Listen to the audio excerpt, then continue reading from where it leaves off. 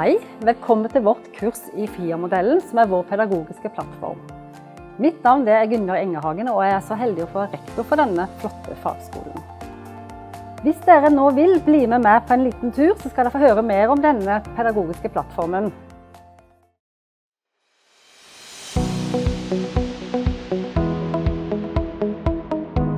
Her hos oss på fagskolen så er vi veldig opptatt av studentenes læringsmiljø og hvordan studentene lærer best.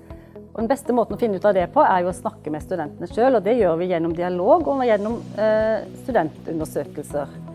Det at vi har utviklet vår egen pedagogiske modell, det er nettopp for å møte det behovet studentene har for en god lærersituasjon. Vi har også lent oss på forskningen til Damsgaard, som ser litt på studiekvalitet og hva som studentene trekker frem som viktig i sin hverdag. Og da har vi brukt akronymet SMART, som står for struktur, mestring, aktivitet, relasjon og transformasjon. Ja. Jeg har lyst til å si litt mer om hva vi på Fagskolen i Agder legger i det, og hvorfor vi har valgt å lage vår egen pedagogiske plattform. Jeg er opptatt av kvalitet i utdanningen vår, og at studentene skal komme ut med et godt læringsutbytte når de er ferdig på studiet hos oss. Og vi må da tenke, hvem er studentene på fagskolen? Det er voksne studenter som har en utdanning fra før. De har et fagbrev og har gjerne lang yrkeserfaring i tillegg. Så de kommer inn med en kompetanse, og hvordan skal vi da gjøre slik at de kommer ut med en enda høyere kompetanse etter de har gått hos oss på fagskolen? Og da vet vi at struktur, altså S-en i SMART, er viktig, sånn at de kjenner igjen og finner lett frem, spesielt på vår plattform It's Learning.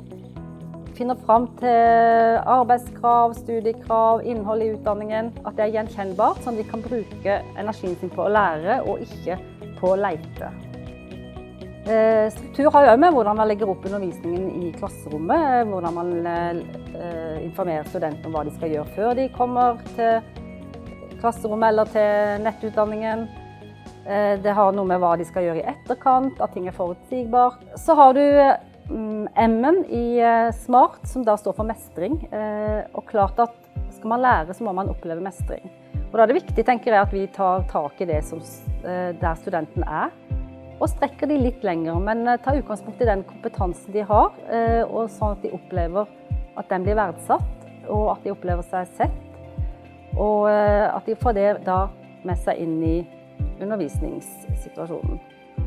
Den neste er jo A-en, som aktivitet, og det er jo en kjent sak at man lærer best med å gjøre. Og da tenker jeg vil tilbake til hvem er studentene hos oss.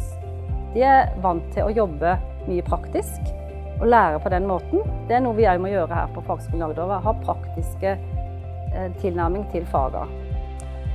Så har vi da R-en, som er relasjon, og det å ha en god relasjon mellom lærer og student, ha et trygt klassemiljø, trygt miljø på nettstudiene, at studentene opplever at de kan spørre og at vi er tilgjengelige for dem.